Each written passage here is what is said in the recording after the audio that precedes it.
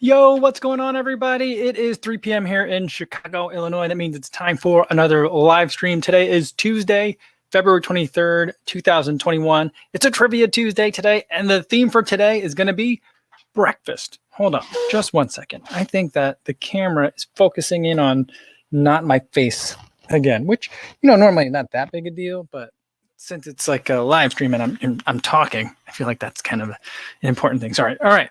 I think I'm good. I think I'm all set. How's everybody doing today? It is it's a balmy day here in Chicago. It's above freezing. Everything is melting. Everything's soggy and wet. And we're in that weird transitional period where when it snows, I don't know if all big cities are like this, but Chicago is definitely like this. When it snows, people with dogs seem to forget that they have to pick up their dog's poop. I don't know if they think it disappears or the snow buries it so they don't have to go get it. It's just absolutely like abhorrent. It's disgusting. And when things melt, it's like a time lapse of like an archaeological dig, and you just see like layers and like strata of poop. And that's where we're at in Chicago right now. So with the good weather comes lots of wind on the run and just like poop everywhere. So that's the status for Chicago, but it is a bright and sunny day. So that's really nice. How are you guys doing today? Hopefully you guys had good runs. And everyone listening on the podcast, welcome. Hopefully you're enjoying your run today, and everyone watching on YouTube after the fact. Hopefully you're getting some warmer or at least more pleasant weather, but maybe not having to deal with so much of the dog poop. Yeah. Scott says, yeah, right to poop today. That's for sure. That's for sure. Who else we got in here? Mark Saltzman says, I always pick up poop. Great on the snow because it's solid. Yeah. I mean, it's easier in my opinion when it's snowy out, but I don't know. There's just so many people that don't do it here in Chicago, and it's pretty terrible. All right. Mark Dolphman says dog poop has steam on the snow. Yeah, sometimes it comes out steaming a lot of times if it's cold. All right. CK Stoner says, yay, long time, Yoko. What's going on, CK? Good to see you again. Spanish Heart says hello. And Dr. Josh says dog poop smells worse in the snow. Does it? I feel like the cold makes it smell less, right? I don't know. That's what I think. Anyway, but it's good to see all you guys. Emma Wilhelm is back. Good to see you again. Yana's here. Jody's here. He says he's feeling old today as my son turns 21. Wow, congratulations on that. And yeah, I was just thinking the other day along those similar lines. My wife's oldest sister, she has two older sisters. Her oldest sister has 3 kids, and 2 of them are in college now. And the third one like drives. So I was telling my wife, hey, you know what? Your sister, they're going to be like empty nesters soon. Isn't that weird? It feels weird to me to know, like people that are, like, I don't know. Cause like, everyone has like kind of their tiers where they hang out at, in terms of like people that are somewhat your contemporaries. I know lots of people. And for me, as I've been getting older, my range gets bigger, but you always kind of have like the people that, and, I remember like after college, it was like everyone was getting married. And so like there was a couple of years where it was just all marriages, like it was weddings all the time. And then after a couple of years after that, then it was like everyone's baby showers, so there was a lot of that. And now, some of those things start to kind of like peter out over time. But now it's like, I know people whose like kids are graduating from high school or college, so it's just strange to me. Because I just feel like I'm not that far removed. But then again, I got an email today about my 20-year college reunion. 20-year college reunion made me feel super old today. But, and my wife, I brought it up with my wife earlier, like just thinking about it earlier this year. I was like, this is the year of our 20-year college reunions. We didn't go to the same school, but we graduated the same year. And I was like, should we do that? But, ours is already not going to be in person. So that kind of solves the question for me. So, yeah, but kind of feeling old today a little bit. Scott said he's been an empty nester for 5 years. Yeah, I mean, amazing. I feel like I don't know. I'm having a hard time envisioning that for myself just because, like, my kids are still very young. But, yeah. Mark says, my kids are 24 and 21. No job, still at home. Tough time for them. Yeah, it's got to be a really tough time if you're, like, in your, like, early to mid-20s. Like, anyone in their 20s, I feel like. It's got to be a particularly tough time. I remember also thinking like, also kind of like when I graduated from college, which was like 2001, that was also a tough time. I feel like to be in my 20s, not to as great an extent as it is now, but like that was a big time for that was like the Enron scandal, and so yeah. And so like a lot of people that I knew, I wasn't in consulting, but a lot of people that I knew were in consulting or like had job offers rescinded, and just a lot of stuff was affected by that. So I just remember that being like, wow, it was a tumultuous time. But I guess like, yeah, in retrospect, it wasn't that big a thing compared to other things that are happening. Ben Y says, Kofuzi, you are young in mind, in spirit, and body. See, I always kind of felt like I was a bit of an old soul, but you know, I also feel very childish most of the time too. So there's always that. Corey says, I had 5 young kids. I feel like I'm a kid manager doing my best as dad. Oh yeah. Yeah. I mean, I feel the same way too. Some days I feel more productive than others. Today, I feel like if I were getting evaluated today would have been pretty bad evaluation. I felt like I let the kids kind of do their own thing on cruise control a lot today, and I feel bad about it. So that always kind of puts me in a mood too, because I always feel like I can do better. I should be doing better, but some days I don't. Spence says, Enron, that's something I've not thought about in years. Yeah, I thought about 4 years. Yeah, it's been a while. Orrin McGowan says, in regards to your VO2 Max video, what other workouts do the same thing? I would say a lot of other workouts that you can do if you want to do other VO2 Max workouts.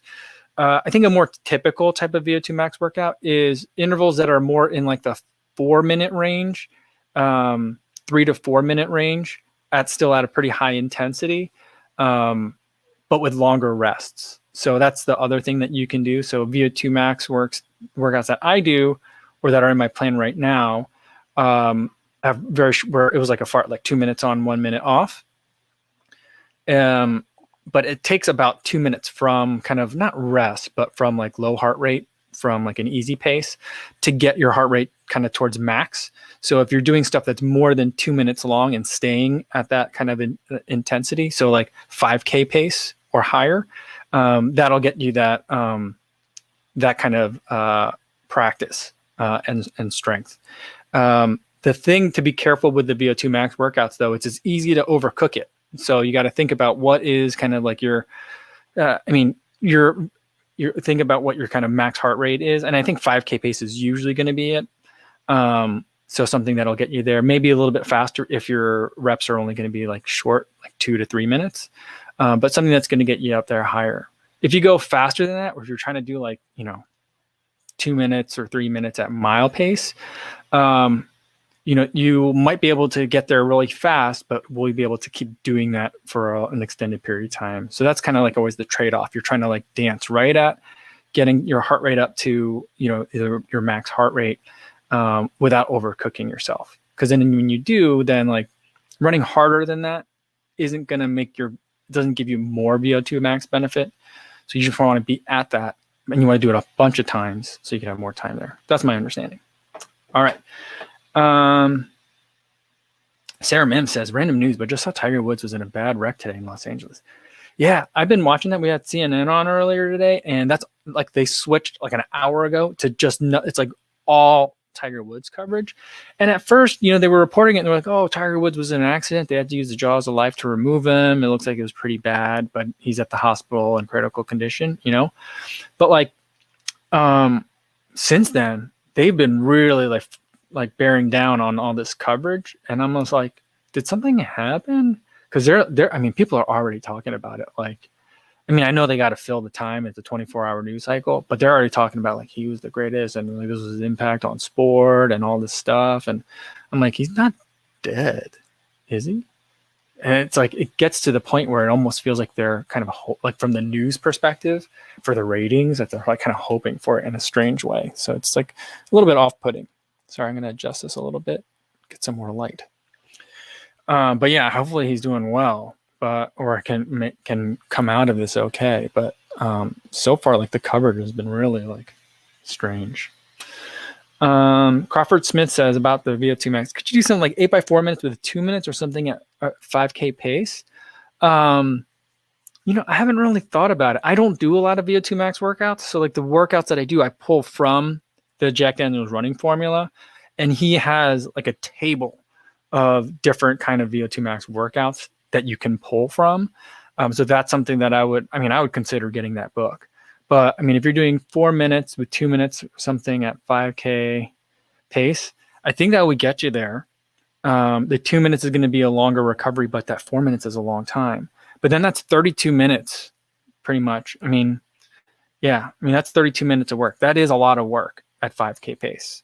That'll be my only concern with that workout, but it'll get you there. But that'll be a beast of a workout, I think. I don't know if you try that, let me know, but that seems like a lot.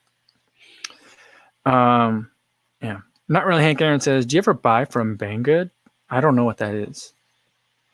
CK Stoner says, at what point do you consider getting a coach? I think that like I have a lot of tinkering that I still want to do and play around with. And then once I kind of finish, when I get tired of that, then I think that that'll be it. I feel like for me, once I feel like there's like diminishing returns, or I feel like I don't know what to do anymore, that's when I'll probably get a coach. The correct probably answer is like I should have a coach now, but like I'm not in a mood to listen to someone else right now, to be very frank. I kind of like slapping it together, a plan, and kind of just seeing what different things do to my body and tweaking it that way. So I can have a better understanding of like, okay, well, I've had this idea that like I'm not really a speed guy, and doing a lot of speed work doesn't help me. And it's kind of true, but I'm also kind of testing that theory this year. Is that true? The other thing that I'm thinking about overall globally is that like, I'm looking at this speed work and thinking the speed work, I'm not doing speed work to get speedy. I'm doing speed work to get strong. Does that make sense? So like, that's kind of like the other thing that I'm trying to reframe a lot of like the things that I've previously thought. So I'm still experimenting around. A coach could probably save me a lot of time. And I do feel in a sense that I'm like running short on time, or I don't have time to flitter away, but I don't know. Right now, I'm not ready for a coach. All right. New Vetra says, the Invincible sounds like a good shoe too, but somewhere with a generous return policy. Yeah, some people like them, but definitely didn't. I didn't see him running it yet, but I saw that he was tinkering with his shoes. He likes to tinker with the shoes. He likes to get his X-Acto knife out. He took out the reflective parts or something, and he's playing around with it. Yeah, I don't know. He had problems with the Ultra Boost 20 as well. And there was another shoe I remember he had to do some tinkering with. But yeah, a couple of people have been very vocal about the blistering issue around the big toe. I have been very lucky that I haven't had any of that. But yeah, definitely people have talked about it. And we'll do one more and then we'll get to the trivia for today. But we're talking about running, so I'm not like in a rush to get to trivia. Jody says, is the Invincible suitable for hot, humid conditions? The collar looks thick and worried it will hold the sweat. That's what I'm thinking. I think ultimately be fine. The material of the upper is breathable. My feet were definitely cold when I ran in those, the times that I have, even with some thicker socks on. So like it breathes, but I do feel like that collar, I feel like they're going to regret that collar once it gets warm out. Because it doesn't make sense to me on a lot of levels, and I'm not a big fan of it. But it may become a sweat sponge. That's my concern. But I think that the rest of the shoe is fairly breathable. So like I don't think it's going to be worse than like a Triumph, for example. That one's super puffy, or like a Bondi, by the way, I was listening to I was watching the Believe in the Run video on the Fresh Flow More 3, which I might have to pick that one up. I wasn't going to, but I think I might. And it was Thomas and Megan on it. And Megan was talking about the Bondi, and she did the same thing that I did before. She was like, the Bondi. But I wanted to be like, I was like screaming at the phone, like, it's Bondi, like the beach. I'm like, but you probably don't know there's a beach. Otherwise you would know it was Bondi. I didn't know that either. I wanted to tell her, but it's a video, not a Zoom call. All All right, mouse is frozen a little bit here. Let's wait for that to come back. I don't know why it does that so much. All right. Martha says, I also specifically did a separate 2.23 for a mod, and Strava corrected the mileage to more like 2.36 today. That's a bummer. That's a bummer. I did the 2.23 this morning. Here's the weird thing that happened to me. So I had it set up. I made it because I've messed it up before. And so I set it up so that my watch would just stop at 2.23 or like give me a buzz so I could stop like immediately at 2.23. And I did that today. And on Polar, the watch that I ran, even though I programmed it for 2.23, here's the weird thing. I programmed it for 2.23 on like the web app. On the phone, it said that the duration of the distance of the activity was going to be 2.22 miles. And then when I stopped immediately, like went from run to like a full stop. And I paused the watch and ended the activity at 2.24. And I was like, what the heck is going on? I know we're talking about a literal hundredth of a mile, but like, what? And then I went to upload it and I uploaded it to Strava, and Strava had it at 2.23. Now, I think Strava, can't you edit an activity on Strava, like from the desktop app or like from the web? I thought you could, because like people used to like track it on their phone and then get in the car and drive away. And so like to trim, I think you could trim off the back end of an activity on Strava. So that's something you can do. But yeah, so I also, I signed up for the 223 Foundation. They're doing a virtual event. It's like a run, bike, or a walk. You can do $23 to register, and the money goes to a scholarship fund. So I thought that was pretty cool. So I did that today as well. But yeah, I mean, it's been a year. And I don't know what I meant to do that today. I don't know what the update is on the status of that case in terms of what's happening with his killers. But yeah. All right. Let's see one more. Ben Weiss says, seems like the Invincible is getting a lukewarm reception so far. I think you haven't had a knockout shoe in a while. I don't know. I feel like the Alpha Fly was a knockout. I feel like the Dragonfly people are going crazy over. I mean, it's reignited. Oh man, yesterday running Twitter was snipey. Ooh man, people were fired up. People were getting. Steve Magnus was gotten in an argument with. Oh, I forget her name. She's a runner who is trained as a psychiatrist. I forget. I think she's trained as a psychiatrist, maybe, but a professional runner. And they were talking about like, you can't. It's not just the shoes. It's not the shoes. It does a disservice to the athletes to say it's just the shoes that are causing all these fast track times. But it got spicy, and I'm pretty sure they're talking about Nike spikes. Although I don't really care about track spikes. They don't really interest me that much. But yeah, so they got that. Yeah, so I mean, I would say that they haven't had a knockout shoe in a while. I think that maybe, maybe because we set the bar so high for Nike. But I'm really liking the Invincible. I'm liking it way more than I thought I would. But here's an interesting story on the Invincible. So I was looking at the Nike website today a little bit, and we'll get to trivia. Maybe we don't get to trivia today. Maybe we'll just do trivia tomorrow. Because if people want to talk running, we'll just talk running.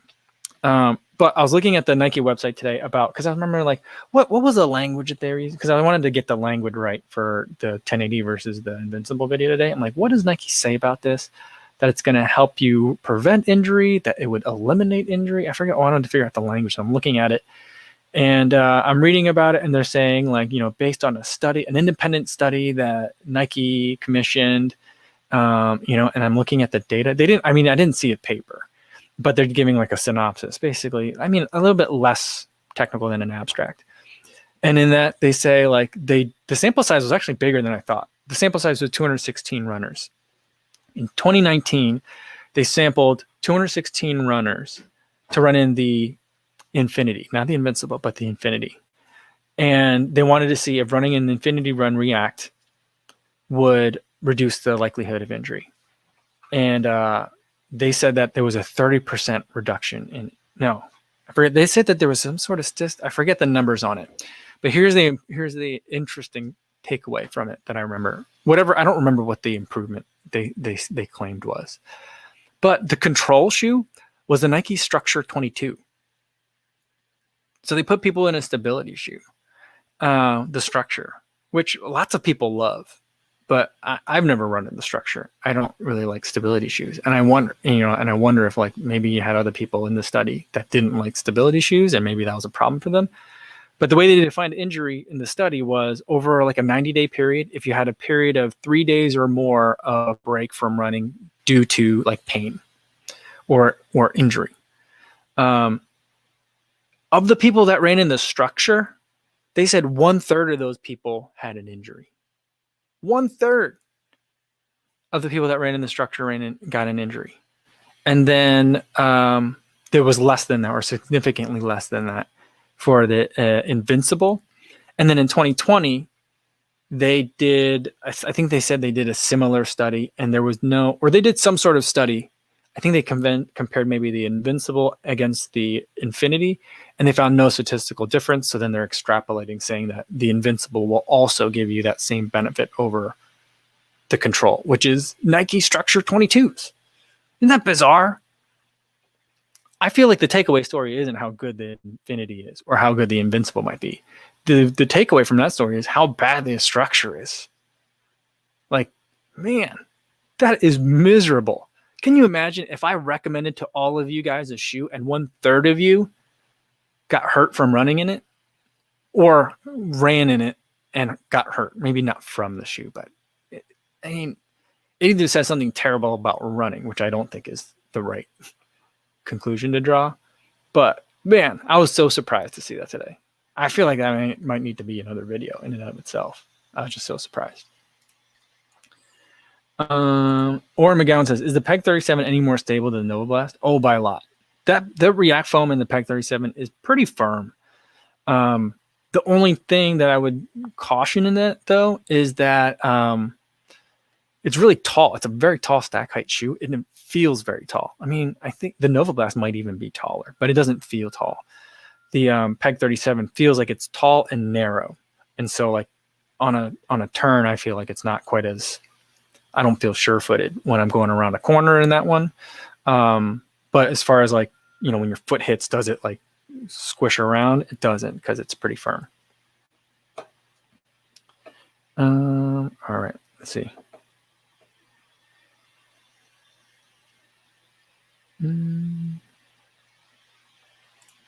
Brian Grion said, there's been a large spread on what pace is done on an easy run. An example given, 30 seconds to as many as 3 minutes slower than marathon pace. What's your take? My zone 2 is just 30 to 45 seconds. Yeah, I feel like if that's your zone 2, that's a pretty good place to put your easy run. And that may mean that, yeah. I'm trying to think what that means. Because I would expect a little bit of a different, a bit more of a gap from that and like your marathon pace. But I think right now, I don't know, that's maybe about right. Or at least not that far from where I'm at. I think right now, I don't know. Here's another thing that I got to talk about. But I think my current, a realistic marathon pace for me right now would be right about my BQ time, which is about 7:14 per mile. I think that's about where my level of fitness is. I mean, I'm not training for a marathon right now, so that's like one caveat, but I feel like, for my, like what I could do like relatively soon, that's about where I'm at. And my easy runs are usually around 8:30, depending on how tired I am. A recovery run will be closer to like 9 minutes if I'm pretty tired and just beat up and just shuffling a little bit. But if I'm feeling good, if I'm getting in a good groove, I'm getting some flow and just having a nice, fun run, I'll be like 8:30 to 8:20, maybe a little bit lower than that. And so that's about a minute, maybe a little bit more than a minute. But some people do it off of like so many seconds off of your like 5K pace and things like that. But I think that I'm not sure how helpful those are. I like basing it off of either heart rate, or if you have a Stride foot pod, your Stride foot pod will tell you kind of like, and it's calibrated to know who, like you and your running history. I feel like that'll also tell you kind of like what an easy power range for you to run in will be. And those for me, it's lining up. All those things are kind of what feels easy on the Stride numbers is the same as what feels easy for my heart rate. So I have a feeling though that like the reason why there's a large spread on what, like the pace should be for your easy run is because, people have different levels of fitness. And so if you have like a very large gap, that may be more indicative of maybe your marathon pace is too conservative, or maybe your body's very much attuned for your short, regular, easy run, but not so much for a 26.2. So there can be a lot of other things going on in there. I think that or just, conversational pace. That's, whatever feels easy. I don't know what that really means. I mean, I think I know what that means now. But like, for a long time, I was like, I don't know. If I just run and I feel like I'm running easy, I end up running hard. So like, that's why I had to use heart rate. So it can be a lot of things. All right, guys, I think I'm going to skip trivia for today because I think we're already at 327. And so like, not that the trivia was all that great, but I think we're pretty hot on the running questions today. So I don't want to discourage that. Because for once, we're actually talking about a lot of running. So I think that's pretty cool. Corian says, I did a 4-minute run in zone 4, 30-second walk today for the 30 minutes of my run. All right, cool. 4-minute run, zone 4, times 30-second walk. Did you do 4 times minute runs or 4-minute run with a 30-second walk? Okay. Maybe we can get some more context on that, Corey.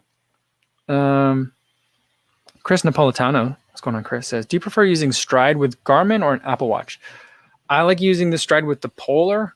That seems to be a good fit for me. It's been working well. It works fine on the Apple Watch and on the Garmin as well. The one thing that I've noticed is that I don't know why. I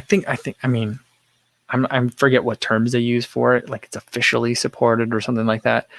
But when my Stride is connected to my Polar Watch and that data pushes to Strava, my power numbers will show up in my Strava. Other people have looked at that and been like, how are you doing that?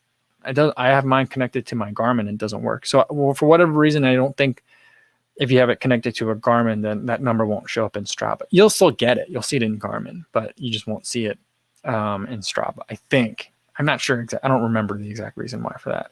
But it works, I think, the same in all of them. And if I'm not mistaken, I think that when you pair the Garmin with all of those, pair the Stride with all of those, that the pace and distance data comes from the Stride FootPod. There might be settings that you have to tweak to make sure that that's it. But I remember in the beginning, it was unclear for a lot of different watches. Like it was on a watch by watch basis. Would it it would give you maybe the power number, but your pace and distance would still come from GPS. So like, that's like the confusing part. And something that I'm still always like, where am I getting this data from? I still get that every once in a while, that concern, but for the most part, I feel pretty confident that the pace and distance and the power number is coming from the Stride FootPod. So I like that. The thing also with the Apple Watch is within Apple Watch, it's kind of like a tiered question as well, because you have to have the right app to make sure you're accessing it. Not all apps will allow you to access the Stride FootPod when it's recording data. So like work outdoors will definitely work. And like iRun 26.2 will also work, I believe. But it's been a while since I've used either of those two apps. All right.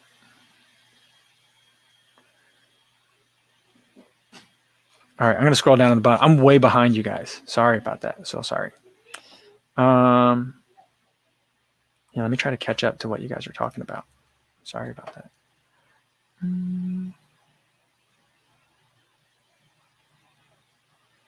Brendan says, I've been also testing out the running power from the Garmin HRM Pro, and that power doesn't even get pushed. Very interesting. Yeah, I've been looking at that. I'm like, how does it get power from the chest?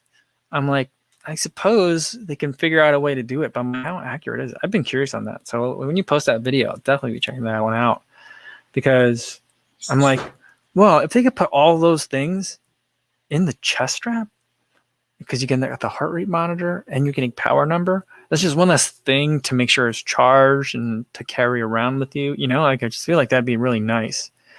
But But the accuracy is always the thing. And I feel like the reason why I don't like wrist-based power so much is because I'm worried that it's just not going to be as accurate as having it. For some reason, having it on my foot is the most like encouraging or like confidence inspiring for me. So yeah.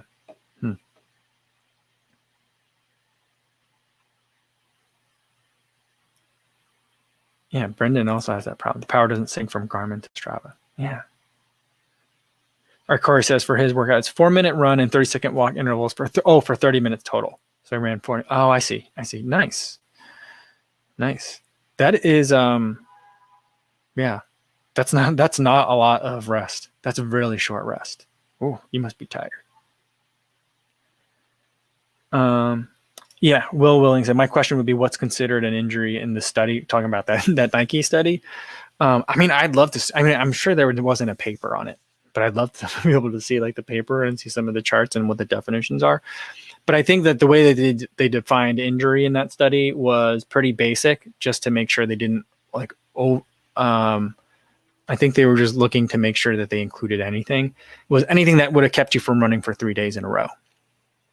That's how they defined it. So, there's ways you can game that, and I suppose like if you were in a study and you're like Nike giving you this new shoe and they want you running it a whole bunch, I feel like, I probably would run through a couple of things if that happened to me. But the other thing is that they didn't really specify is like, are we talking about people couch to 5K? Or are we talking about well-trained athletes? Because that's a big thing when you're ever, not that I read a lot of papers, I read mostly abstracts, if that, but we're talking about like sample size. Sample sizes are usually pretty small in like a lot of the exercise physiology studies. And, they have to a lot of times they're looking for well-trained athletes, but then they have to also define what are well-trained athletes, because that can mean a lot of different things. So, yeah. Rob Van Spound says, do you use 4 or 5 heart rate zones? I use 5. Yeah. I think that there's some in the science, there's some variability. Some people say there's 6. I was watching a webinar with Steven Seiler, and he was like, someone said, now there's some papers that are saying that they can find and discern a 7th heart rate zone, but I challenge them to be able to do that on a repeatable basis. He's like calling bullshit on that. But I think, sorry about that. I didn't mean to drop a curse word in the live stream today, but I use 5. I don't understand 4. That doesn't make as much sense for me. But I guess if you conflate 1 and 2, then that makes kind of sense. Like 5 makes sense for me and 3 makes sense for me. But the other numbers don't make as much sense for me. Yeah. Mark B says, what is a good way to get rid of or avoid a knee injury? I play field hockey and stuffing for 2 months, makes the pain in my knee go away for 1 week, and then it goes back. Well, I would try to figure, the best way to get rid of or avoid a knee injury is to figure out how you're getting it. So like you're, playing field hockey is what's making it come back, right?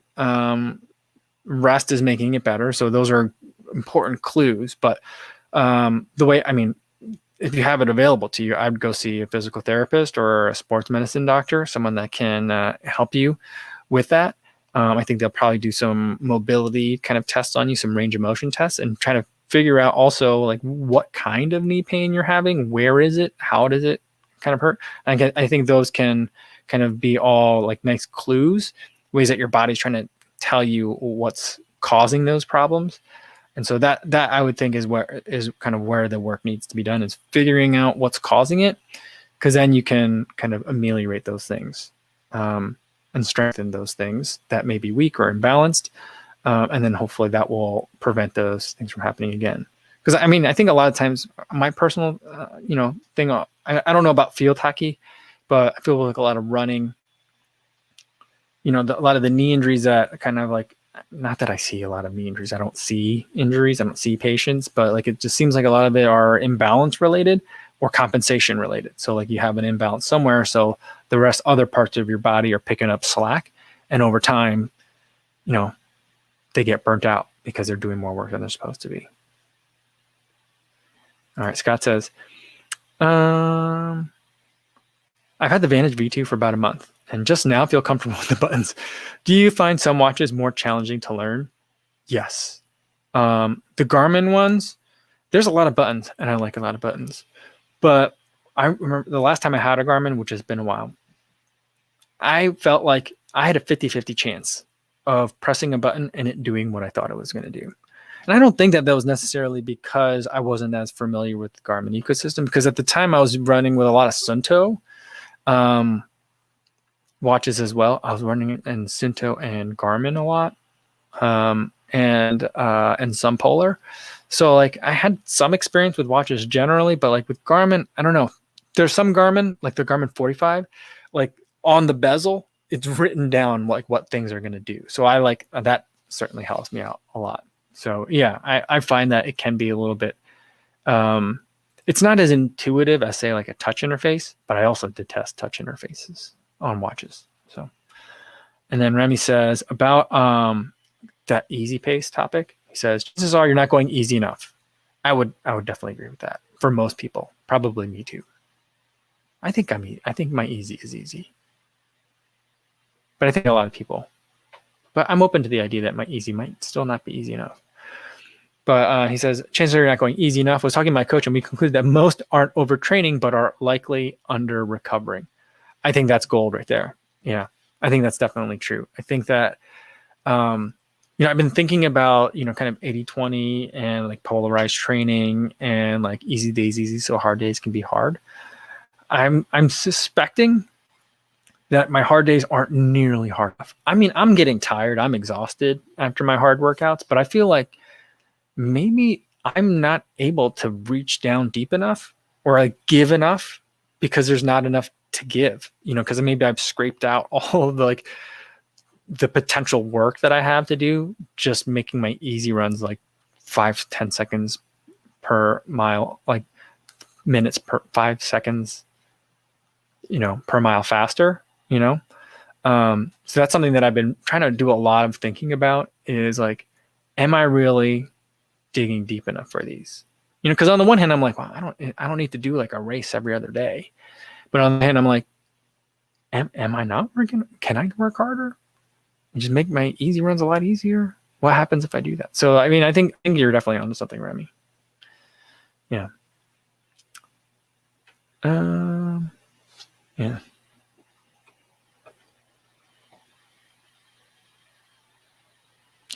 Emma says yes to conversational pace. That's how she does her easy. She usually calls her mom so that she can maintain easy pace. Oh, I'm sure that's good for you and your mom. So I know my mom would probably. I think my mom would really like that. But I don't want to be on the phone when I'm running. I don't really like using the phone. But I would say probably though, over the last couple of years, I probably spend as much time on the phone running as I have on the phone not running. Just because I guess I've been running a lot. But yeah. Is my mom here? I don't know. Mom, are you here? I think she is. I thought I saw her. Critical Thinker says, hey, Mike, I tried the SL20s for the first time on Sunday. What I really enjoyed was their lightness, sleekness, and being low to the ground. Curious what distance you're able to comfortably run in them. I just ran in the SL20 version 2 today. So that's what tomorrow's video is going to be. But I'll assume that you're talking about, you might be talking about version 1 or version 2. And my answer, I still have to think about it a little bit. It might be different for the two. Ultimately, I'm not sure, but I got to think on that a little bit. But in either event, for the SL20 version 1, I can give a confident answer on that. I think the answer is it depends on what kind of run. For an easy run, I don't know that I'd want to do like more than 10 in the SL20 for an easy run, just because it's not that soft. It's not, the light strike isn't doing what it's supposed to be doing when I'm running slower in that version 1. If it's something that has like moderate paces or faster in it, then I think I could do, a longer run in it and enjoy it. So let's say I was doing like a moderate long run that was like 13 to 15 miles. I think the SL20 would be great if I had like a large chunk of like maybe marathon pace or maybe even slower than that in there, but something faster than easy. Then I think I could get up to like 13, 15 in it while still feeling pretty great. I don't know that there's enough in it to really, I wouldn't reach for it for a 20 miler necessarily.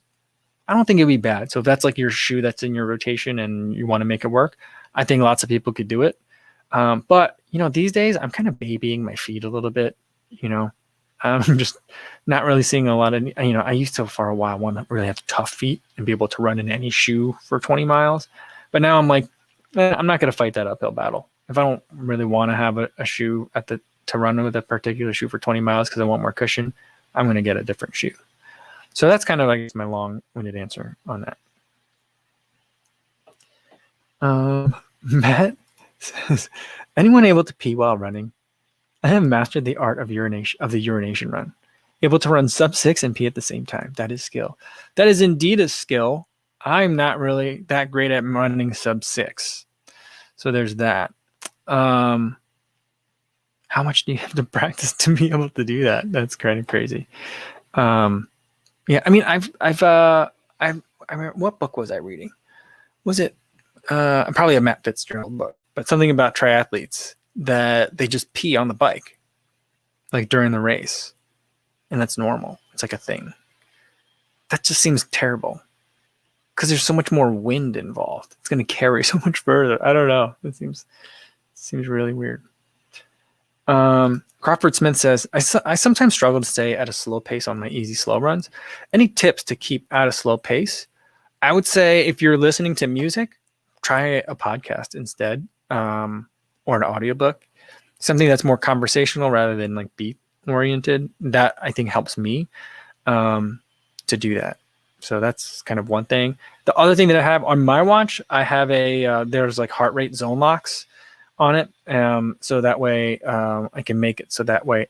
Polar, I think, does it the best. Garmin has zone lock, but if I understand the zone lock on Garmin's correctly, you have to pick it before you start the run. And it's either on the entire time or it's off. I don't think that you can turn it on. Like with Polar, I just kind of hold a button for like 3 seconds and then the zone lock stays on.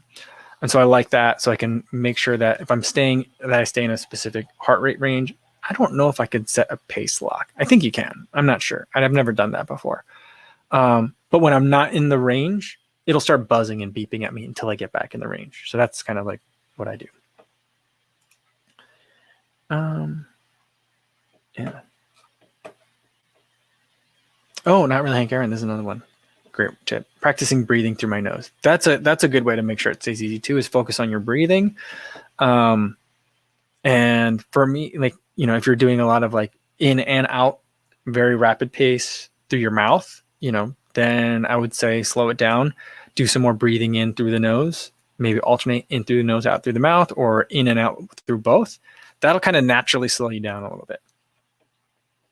Yana says, on a triathlon, the bike portion is a time trial. So you really want to keep that aero position no matter what. Not sure how aero urinating on a bike makes you. I don't know. It seems unfathomable to me to do that, because I'm like, then it's getting on your bike, it's on your chain and all that stuff. Like, what? I don't, it doesn't seem right to me. But in the way that I read about it in some of these like pro races, it just seemed like it was a thing that people do. So like, I don't know. Maybe that's not really a thing. Maybe that's something only pros do, but I don't know. Either way, it's baffling to me.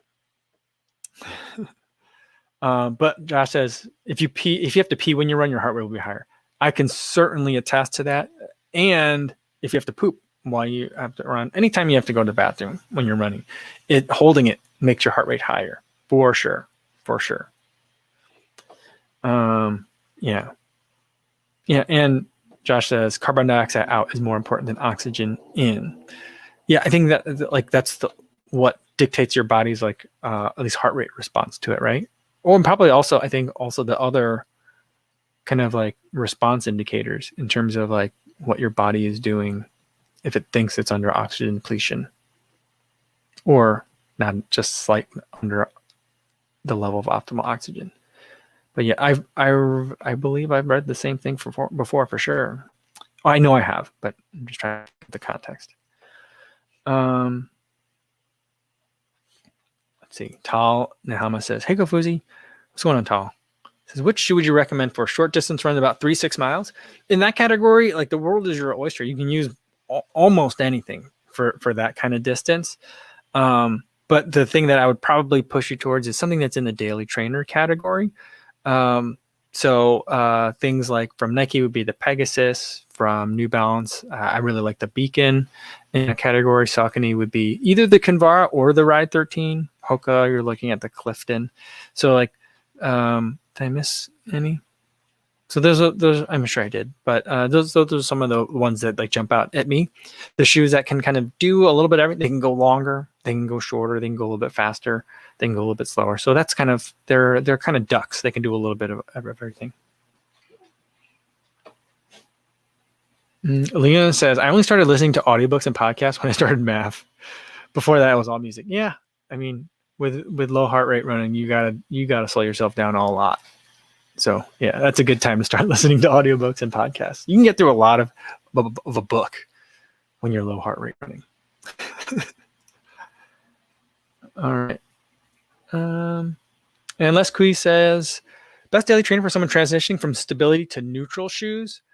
I would say I like a brand that I didn't mention was Ultra. I think the Escalante is a little bit of their daily trainer. I think that could be a good one. That's going to be zero drop, but it's going to have your foot shaped toe box. So I don't know if that's going to be helpful for you for your transitioning from stability to neutral. And the Ultra Ego Foam is a little bit firmer, so it's not going to squish around so much, so you won't get so much crashing in if you're overproning or if your ankles are kind of like, falling inward. The other thing that I would consider is anything with a wider platform. So shoes like the Clifton 7, I think would be a really good option for that as well.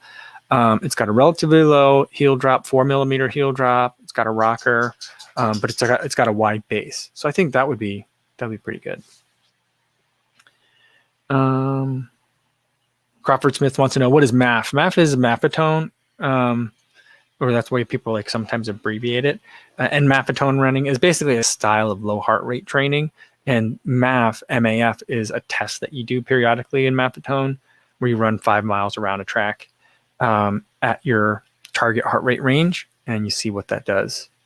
So that's what that is. It's just a type of low heart rate training.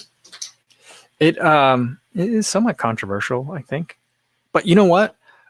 Rich Roll the other day talked a long time about low heart rate training. It was on, he does his interviews with people, but then every once in a while he does his like thing, which is more kind of like just like a daily, maybe a weekly or bi-weekly, like check-in show where he just talks about random stuff with a co-host. And his co-host is the guy that read the Can't Hurt Me, Goggins book. And he's doing the 4x4x48. Is that what it's called? 4x4 or 48? The Goggins challenge coming up. And he was asking, I think did I talk to you guys about this? But he was asking him for tips on training, and like somehow like low heart rate training came up. And I feel like it's the most that I've heard Rich Roll talk about low heart rate training ever. And he was like really strong on it. He was like, I'm a big proponent of low heart rate training, zone 2 training. So he talked about it for a long time. And he was talking about how he trains and how it works for him and all that stuff. So it was really interesting, because for a while I was like looking, I was like, I thought Rich Roll was a maffetone runner, but I'm not sure. There doesn't seem to be anything like written about him on the subject, at least not easily findable from a Google search. So I was like, yeah, I mean, I could have really used that like a year ago, like this kind of clip, but I know it's there now, so I guess. So let's do one more and then I gotta get going for a day, guys. Jackie Mai says, how long did the runner's knee bother you for? It bothered me, I mean, in total, it was probably like 2 months of ignoring it. 2 months of it being like a real big problem, me waiting for it to go away by like reducing intensity, mileage, and then maybe another like 2 months maybe of maybe that's too long, but that's probably somewhat accurate. And then 2 months of me like doing stuff to fix it. So it took a while, but like once I kind of like started addressing it, things seemed to make pretty rapid progress. it wasn't instant. It wasn't overnight. It wasn't like once I started something, I like, oh, that's the unlock. It wasn't like that. But I just started cobbling together a bunch of things that I thought, would help. And once I did that, it probably took a couple of weeks before I was like, this is working for sure. And then,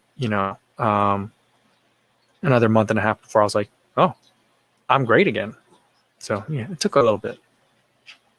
All right. I think that's a good place to leave it for today, guys. As I mentioned, tomorrow's video is going to be about the new SL20. So I'll talk a little bit more about that. It's makes much more to preview it. It makes much more sense than last year, but it's still got some real confusing aspects to it too. But overall, big smile on my face from that shoe. And then I think maybe we'll do the trivia tomorrow, or maybe we'll just skip the trivia. I mean, it was okay. It wasn't my best trivia, but maybe we'll do it tomorrow. We'll see how we feel. In the meantime, be safe out there, everybody. If the weather's nicer where you are, enjoy it. It's nice here. So I've been enjoying it. So, all right. Be safe out there, everybody. I'll see you next time.